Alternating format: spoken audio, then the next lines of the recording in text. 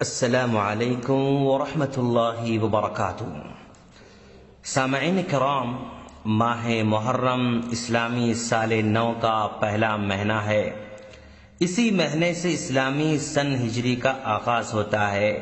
یہ مہینہ بھی ان مہینوں میں سے ہے جس اسلام نے حرمت والا مہینہ قرار دیا ہے، جن میں گناہوں سے بچنے کی بہت زیادہ تاکید آئی ہوئی ہے، لیکن قرآن و حدیث سے ناواقف بہت سے لوگ سمجھتے ہیں کہ اس مہینے کی عزت و حرمت حضرت حسین رضی اللہ تعالیٰ عنہ کی شہادت کی وجہ سے ہے، واقع کربلا کی وجہ سے اس کو عزت ملی ہے، حالانکہ اس مہینے کی حرمت اسی دن سے ہے جس دن اللہ تبارک و تعالیٰ نے زمین و آسمان کو پیدا فرمایا تھا۔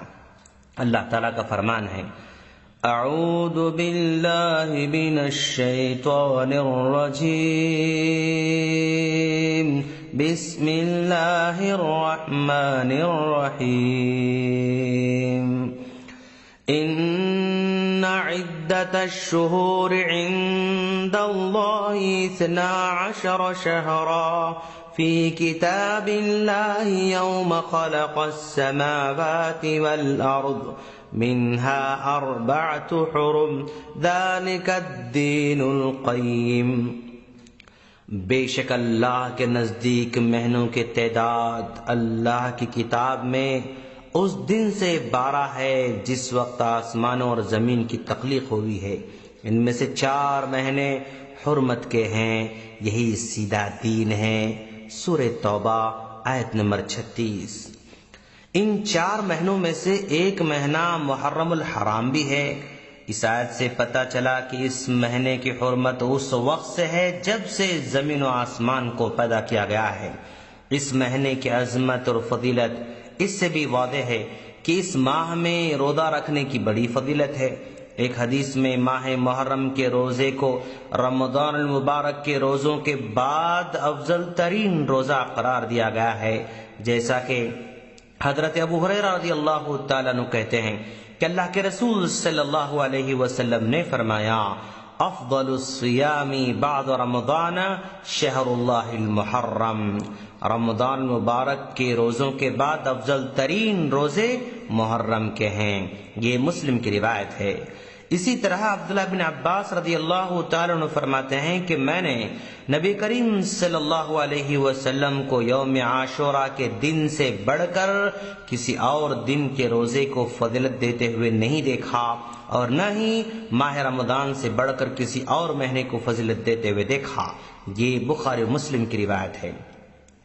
حضرت ابو قتادہ رضی اللہ تعالیٰ عنہ کہتے ہیں کہ اللہ کے رسول صلی اللہ علیہ وسلم سے دریافت کیا گیا کہ عاشورے کے دن روزہ رکھنے سے کس قدر ثواب ملتا ہے، تو آپ نے فرمایا، اللہ رب العزت 1 سال گزشتہ کے گناہ معاف فرما دیتا ہے۔ یہ مسلم کی روایت ہے۔ اسی طرح بخاری اور مسلم کی روایت ہے، حضرت عبداللہ بن عباس رضی اللہ تعالیٰ عنہ کہتے ہیں کہ جب اللہ کے رسول صلی اللہ علیہ وسلم مدینہ منورہ تشریف لائے تو یہودیوں کو محرم کی 10ویں تاریخ کا روزہ رکھتے ہوئے دیکھا۔ پوچھا، تم اس دن کیوں روزہ رکھتے ہو؟ تو انہوں نے کہا، یہ وہ مبارک دن ہے جس میں اللہ تبارک و تعالیٰ نے بنی اسرائیل کو ان کے دشمن فرعون سے نجات دی تھی، تو اس کے شکرانے میں حضرت موسیٰ علیہ السلام نے یہ روزہ رکھا تھا۔ تو اللہ کے رسول صلی اللہ علیہ وسلم نے فرمایا، حضرت موسیٰ علیہ السلام کی اتباع کا میں تم سے زیادہ حقدار ہوں۔ چنانچہ آپ نے خود بھی اس دن کا روزہ رکھا اور صحابہ کرام کو بھی روزہ رکھنے کا حکم دیا۔ یہ بخاری مسلم کی روایت ہے۔ اس حدیث سے یہ بات معلوم ہوئی کہ 10 محرم کا روزہ حضرت حسین رضی اللہ تعالیٰ عنہ کی شہادت کی وجہ سے نہیں، بلکہ حضرت موسیٰ علیہ السلام کو فرعون سے نجات ملنے کے شکریہ میں رکھا جاتا ہے۔ کس قدر افسوسناک بات ہے کہ پیارے نبی صلی اللہ علیہ وسلم نے 10 محرم کو روزہ رکھا، اور یہ نام نہاد نقلی سنی بھائی لوگوں کو پانی اور شربت پلاتے ہوئے پھرتے ہیں اور میٹھے پکوان بنا کر کھلاتے اور کھاتے رہتے ہیں۔ الغرض ان چیزوں پر انشاءاللہ ہم آئندہ ڈسکس کریں گے۔ اب جو شخص اس مہینے میں روزہ رکھنا چاہے اسے 10ویں کے ساتھ 9ویں تاریخ کا یا 11ویں تاریخ کا روزہ بھی رکھنا چاہیے تاکہ یہودیوں کی مشابہت نہ ہونے پائے۔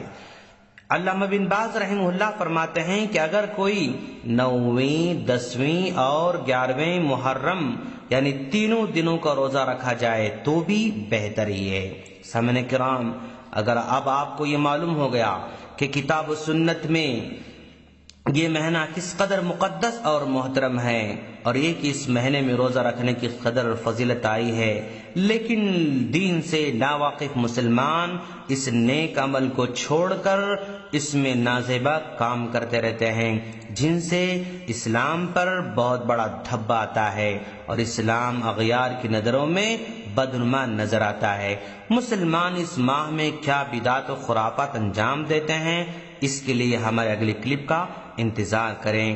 ہم اللہ سے دعا کرتے ہیں کہ باری تعالیٰ تو ہم تمام کو دین کو صحیح سمجھنے کی توفیق عطا فرما۔ آمین۔ السلام علیکم ورحمۃ اللہ وبرکاتہ۔